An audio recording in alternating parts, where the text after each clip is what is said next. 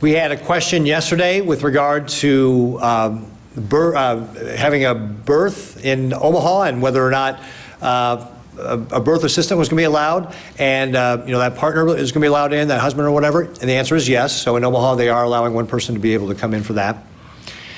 We've gotten questions from landlords with regard to the executive order I wrote on evictions, and I really want to, first of all, say to the renters out there, again, this is not a prohibition against you getting evicted down the road. This is a deferment. So we're saying during this emergency, and we are deferring that, the fact that courts don't have to act on this until after May 31st, but it does not get you out of paying rent.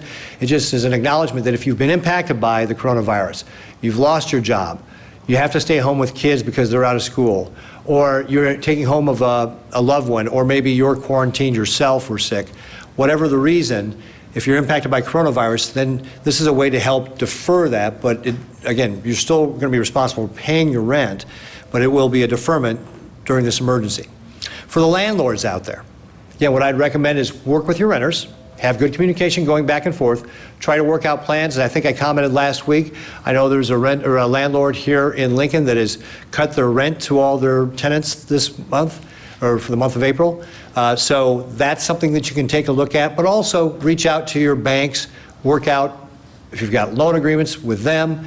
Also, as a small business, you're eligible for that SBA loan that's out there. Again, you can go to www.sba.gov/disaster.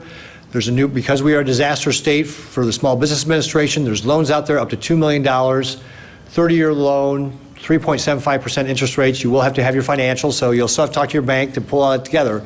But another option for you to get liquidity during this emergency. So for our renters and our landlords, have kind of got that advice out there that we've talked about in the past. We also received questions with regard to the CARES Act and what that means for unemployment, specifically here in Nebraska. And again, I think I said this yesterday, but I just want to remind people again.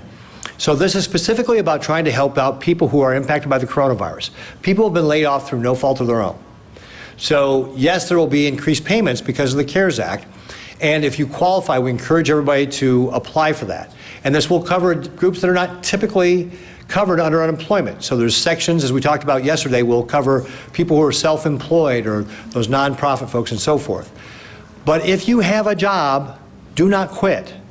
Because in Nebraska, if you quit your job, you will not be eligible for these benefits.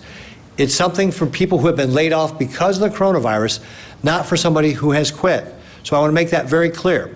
And if you have been laid off and your employer calls you back to work and you choose not to go back, you will also have deemed to have quit, which means you will no longer be eligible for those benefits. So again, I want people to be making good decisions about this.